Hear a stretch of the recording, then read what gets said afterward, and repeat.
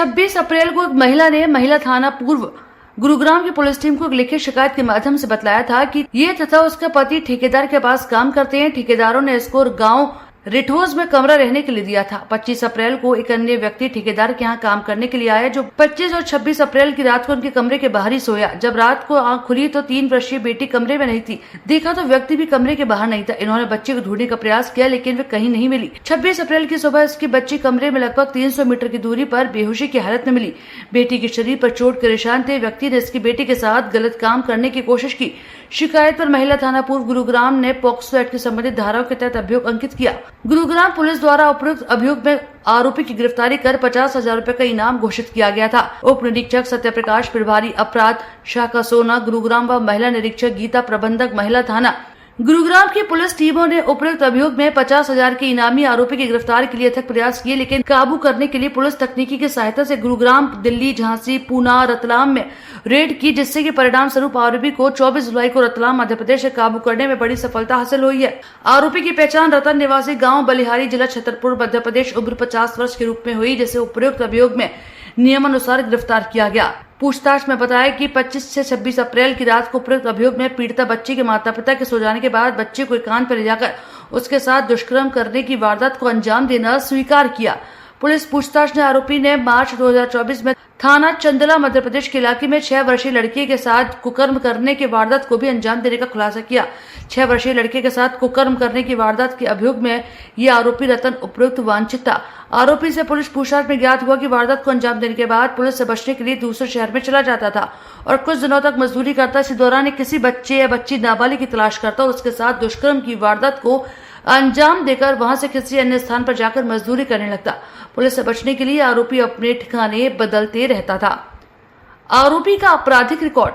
आरोपी की आपराधिक रिकॉर्ड अवलोकन से ज्ञात हुआ कि आरोपी वर्ष 2005 में अपने ही गांव की 5 वर्षीय बच्ची के साथ दुष्कर्म करने के मामले में 10 वर्ष की सजा भी काट चुका है, जिसमें आरोपी सजा काट के वर्ष 2015 में जेल से बाहर आया था। आरोपी को माननीय न्यायालय में पेश करके आगामी कार्यवाही की जाएगी। अभियोग अनुसंधानाधीन है। अभी बच्ची की जो हालात हैं वो ठीक है, सुरक्षित है, लेकिन जो उनकी मेडिकल रिपोर्ट्स वगैरह में पुष्टि हुई कि इसके साथ दुष्कर्म की वारदात को अंजाम दिया गया है, उस बारे में पुष्टि हुई है। उसके दौरान पुलिस में फिर इसमें पॉक्सो एक्ट के तहत अभियोग अंकित करा गया और फिर टीम गठित करी गई। डॉक्टर कविता एसीपी जो वुमेन है उनके दिशा निर्देश द्वारा, और टीम गठित करने के बाद अब ये हमें सफलता प्राप्त हुई है। 7वें महीने में 24 तारीख को इसको पकड़ने में रतलाम से हमें सफलता प्राप्त हुई है। विभिन्न ऐसी जगह हैं जहाँ जैसे गुरुग्राम, दिल्ली, झांसी, पुणे, रतलाम, अलग अलग जगहों पर हमारी टीम निरंतर रेड कर रही थी और फाइनली अब इसको अरेस्ट करने में हमें सफलता प्राप्त हुई है। ये बतौर लेबर वहाँ पर काम करने के लिए गया हुआ था। उसके बाद इसका जो मॉडस ऑपरेंडी ये रहता है कि क्योंकि ये इस तरीके की वारदात को अंजाम देने का आदी है और इस संबंध में जब भी इस तरीके की वारदात को कोई अंजाम देता है और फिर उस जगह को छोड़ के फिर किसी और जगह पर जाके, क्योंकि लेबर का काम करता है और वहाँ पर काम करना शुरू कर देता है। ये ना तो कोई फ़ोन ऐसा रखता है, ना ही इसकी आइडेंटिफिकेशन जल्दी से रिवील हो पाई कहीं पर भी। इसको पकड़ने में बड़ी मेहनत लगी है, सभी टीम के बड़े प्रयास के उपरांत, और उसके बाद इस चीज़ को सफलता हमें प्राप्त हुई है इसको पकड़ने में। एमपी के अंदर जाके संबंधित कई ऐसे क्षेत्रों में इसकी जो हमारे पास सीसीटीवी जो भी हमारे पास उपलब्ध हो पाई, जिस तरीके की इसकी जानकारी हमारे पास उपलब्ध हो पाई, बस इतना पता चला कि रत्ना नाम का कोई व्यक्ति है। सिर्फ उस क्लू के साथ आगे बढ़ते हुए हमारी टीमों ने प्रयास करा और इसकी पहचान करना सुनिश्चित करा। जैसे ही इसकी पहचान सुनिश्चित हुई उसके दौरान फिर कई ऐसी विभिन्न अलग अलग शहरों के अंदर रेड कंडक्ट करी गई। रेड कंडक्ट करने के लिए फिर इसके बाद जो फाइनली हमारी 24/7/2024 को इसको पकड़ने में, इसकी पहचान करके इसको पकड़ने में सफलता प्राप्त करी गई है। और बड़ा सराहनीय काम करते हुए हमारी टीम ने, पूरी गुड़गांव की तरफ से हमें सबको खुशी है कि इस तरह का वहशी दरिंदा इंसान जो इस तरीके की जो वारदातों को अंजाम दे रहा था अन्य अलग अलग शहरों में, उसको पकड़ने में हमने सफलता प्राप्त करी है।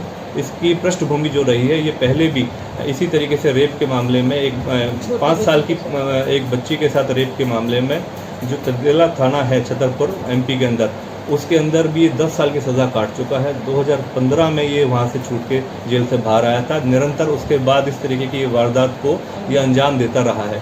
जब जो अप्रैल 2024 में गुड़गांव की वारदात जो इसने अंजाम दी, उससे पहले हमें जो उसकी पूछताछ में पता चला है कि मार्च माह के अंदर भी इसने चंदेला थाने में एक 6 वर्षीय एक बच्चे के साथ भी इस दुष्कर्म की वारदात को अंजाम दिया है, जिसमें भी ये वांटेड है एमपी के अंदर। और हमारे यहाँ पर हमारी जो गुड़गांव की वारदात के बाद गुड़गांव पुलिस और हरियाणा पुलिस के माध्यम से इसके ऊपर 50,000 रुपये का इनाम घोषित किया गया था, जिसके संबंध में जो कार्रवाई अमल में लाई गई और बड़ा सराहनीय काम करते हुए हमारी टीमों ने जो इसको पकड़ने में सफलता प्राप्त करी है। सर, गुड़गांव में बच्चे से संपर्क में कैसे आया था? ये मजदूरी का लेबर का काम करता है। तो जो रिठोज गांव के अंदर जो लेबर बेसिकली किसी कंस्ट्रक्शन वर्किंग के तौर पे वहाँ पर काम कर रहे थे, तो वहाँ पर जो मेन ठेकेदार था उसने जो ये फैमिली है, विक्टिम फैमिली है, इनको वहीं पर एक जगह दे रखी थी, कमरा दे रखा था।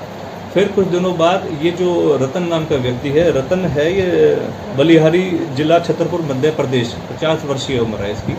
ये वहाँ पर काम करने के लिए बतौर मजदूर गया और रात को वहीं पर खाना वगैरह खाया और उन्हीं के कमरे के बाहर सो गया। रात को जैसे ही वक्त लगा, इसने उनकी तीन वर्षीय जो बच्ची थी इनकी, 25 और 26 की इंटरविनिंग नाइट को इसने उस बच्ची को उठाया और लगभग उसके कमरे से 300 मीटर दूर जाके बच्ची के साथ दुष्कर्म करा और वहीं पर उसको बेसुध हालत में छोड़ के वहाँ से गायब हो गया। जब सुबह पेरेंट्स ने उनको अपनी बच्ची को देखा, ढूंढने की कोशिश करी, तो बच्ची वहाँ मौके पे नहीं थी उनके पास। काफ़ी प्रयास करा गया, ढूंढने के प्रयास करते हुए फिर बाद में 300 मीटर दूर एक सुनसान जगह पर बच्ची बेहोशी की हालत में उसकी इंफॉर्मेशन मिली। उसको वहाँ से फिर तुरंत पुलिस को सूचित करा गया। पुलिस को सूचित करने के उपरांत इसको तुरंत मेडिकल एड दी गई।